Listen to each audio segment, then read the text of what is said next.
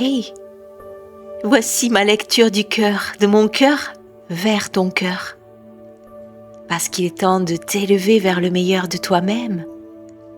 Une élévation vers de nouvelles aspirations, vers la réalisation des envies de ton cœur. Car quand ton cœur a envie, tu es en vie. Et tu es en vie. Tu vibres. Prononce ce mot aussi souvent que tu peux et deviens amour. Au moment où tu écoutes ce message, juste là, maintenant, des milliers de personnes créent leur futur dans l'amour, alignées à leurs aspirations profondes et à leurs rêves qu'elles savent concrétiser.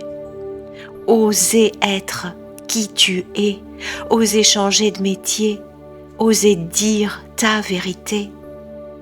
Et quand je te parle d'amour, il ne s'agit pas uniquement de l'amour du couple, mais de l'amour en général, celui que tu mets dans ton sourire, dans tes gestes quotidiens, et à chaque fois que tu fais une action en accord profond avec ton cœur. Être dans l'amour, c'est savoir choisir ce qui est bon pour toi et laisser le reste. Être dans l'amour, c'est te lever le matin avec cette étincelle dans les yeux qui te fait vibrer comme jamais. Et non, il n'est pas naïf ou utopique d'y croire. Non, l'amour ne rend pas faible. Non, l'amour ne fait pas souffrir.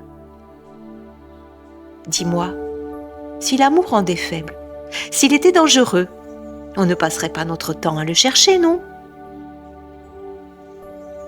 Et que celui qui ne veut aucun amour dans sa vie lève la main.